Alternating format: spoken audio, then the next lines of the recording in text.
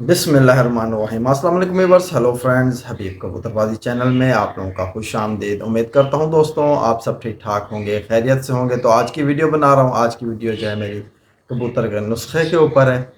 तो आज का जो नुस्खा है वो लो फ्लायर कबूतर के हवाले से है, ठीक है। और वैसे जो नुस्खा मैं आज आप लोगों से शेयर कर रहा हूँ ये लू का नुस्खा है, ठीक है। जो लू कहते हैं उसे, जो बहुत ज़्यादा गर्म हवा होती है ना, जब गर्म हवा चल रही होती है यानी, तो इस नुस्खे को उस वक्त आपने लगाना है, क्योंकि जो चीज़ें मैं इसमें आपको बताने वाला हूँ वो बहुत ज़्यादा ठंडी है, ठीक है। वो कबूतर को गहराई से नीचे ले आती हैं। अगर हम हाई फ्लायर पे उनकी मकदार को अगर थोड़ा बढ़ा दें तो वैसे जो भाई चाहता है वो लगाए, आजमाए, इससे कबूतर ज़ाया नहीं होगा, ठीक है।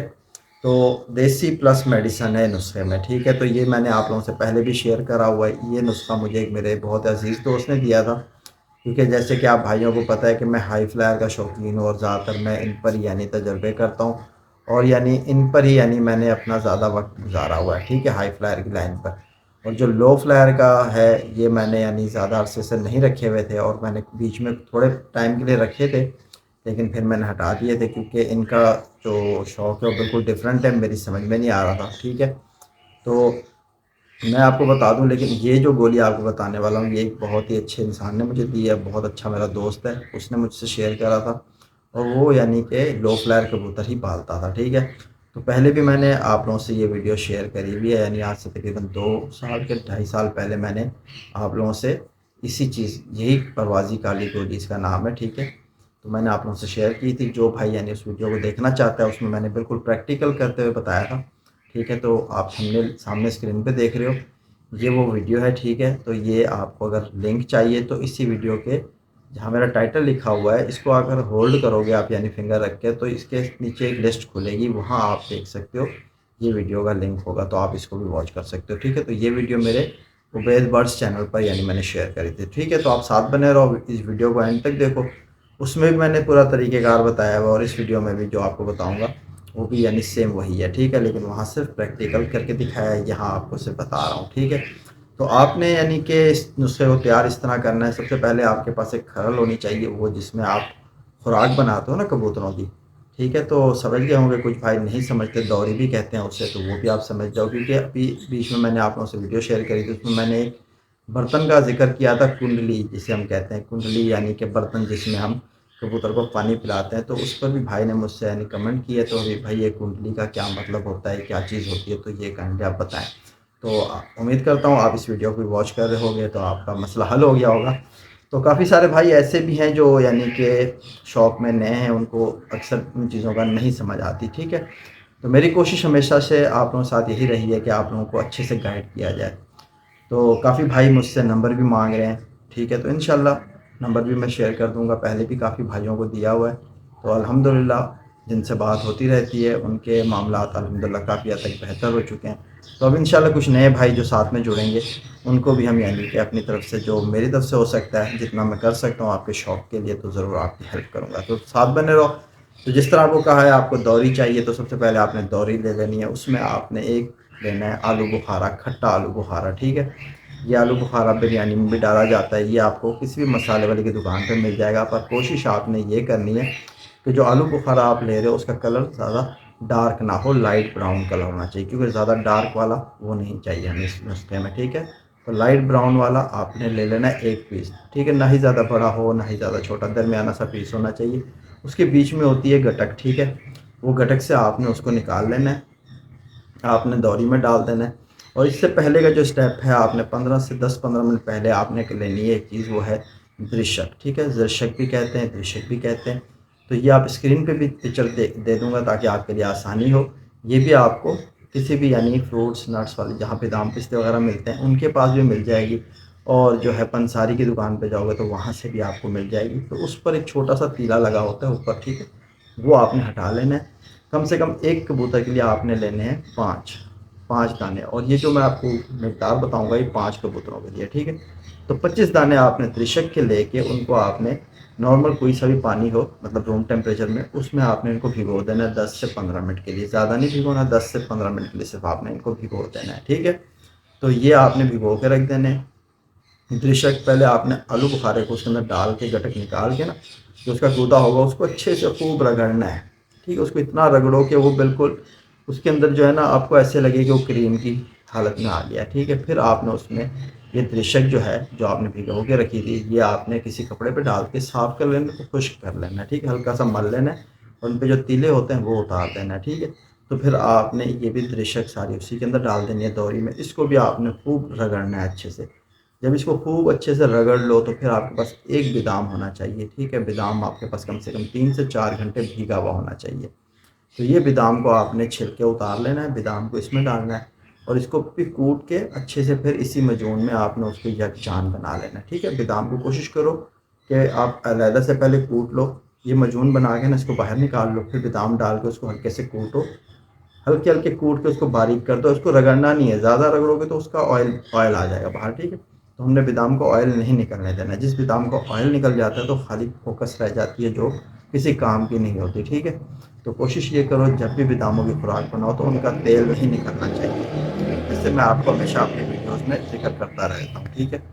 تو آپ نے پھر بادام کو اچھے سے یعنی رگڑ لینا ہے، پیس لینا ہے، پھر آپ نے یہ معجون کے ساتھ ڈال کے اس کو یکجان کر لینی ہے، اور پھر آپ نے چوتھے نمبر پہ جو چیز ہے وہ آپ نے لینی ہے دوال مکس جواردار، ٹھیک ہے۔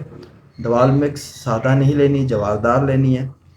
وہ آپ نے ایک یعنی بادام کے جتنا بڑا بادام ہوتا ہے، نارمل بادام جو ہوتا ہے، ٹھیک ہے، درمیانہ سا، اتنی سی آپ نے مجون لے لینی ہے۔ یہ مجون بھی آپ نے اسی میں شامل کر لینی ہے اور یکجان کر کے اس ساری چیزوں کو یعنی چاروں چیزوں کو اکٹھا کر کے ایک یعنی گولی بن جائے گی، اس کو پھر آپ نے نکال لینا ہے۔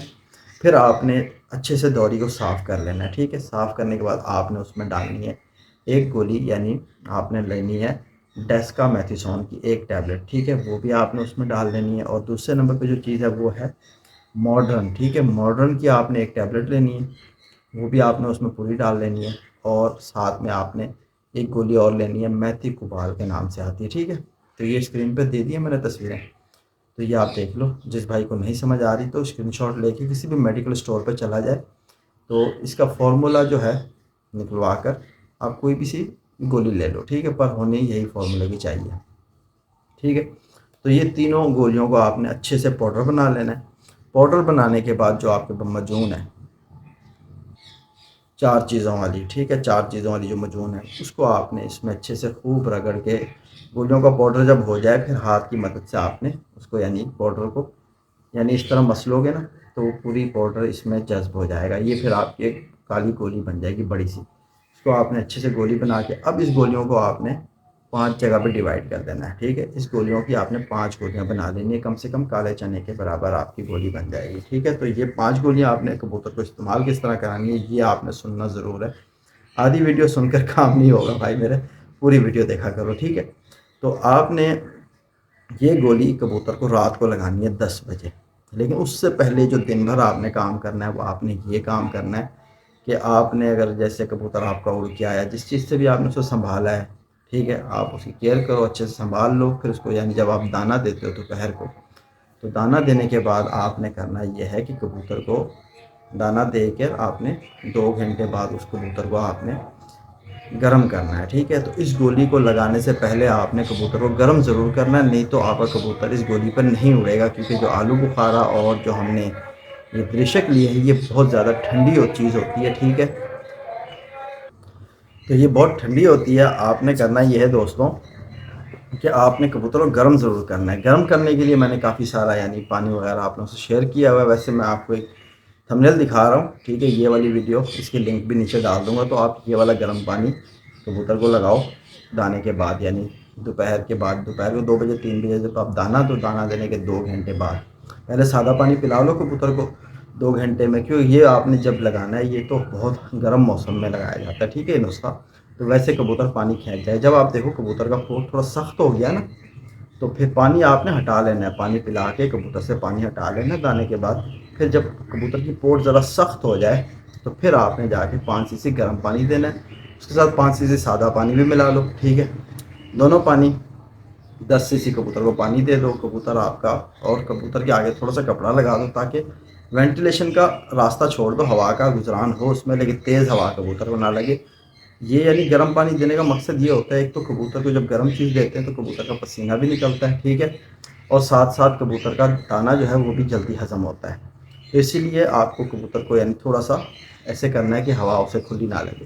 پھر آپ نے کبوتر کے بعد رات کو 10 بجے جانا ہے، پھر آپ نے یہ گولی لگانی ہے، گولی لگا کر پھر آپ نے تقریباً 12 بجے دوبارہ کبوتر کے پاس جاؤ، 9-10 بجے آپ نے گولی لگا دینی ہے۔ پھر اس کے بعد گولی لگاتے وقت بھی آپ کبوتر کو پانی دو، لیکن پوٹ جیسے میں نے آپ کو بتائی ہے، اگر کبوتر کی پوٹ سخت ملے تو اس کو پانی دو، اگر اس کی پوٹ نرم ہے تو انتظار کرو کہ اس کی پوٹ کب سخت ہوگی، کیونکہ جب اگر کبوتر اپنی پوٹ یعنی جو پانی ہے اس کو اگر جلدی نہیں چلاتا کبوتر، تو کبوتر میں ہاضمے کا مسئلہ ہوتا ہے، آپ سمجھ لو، ٹھیک ہے۔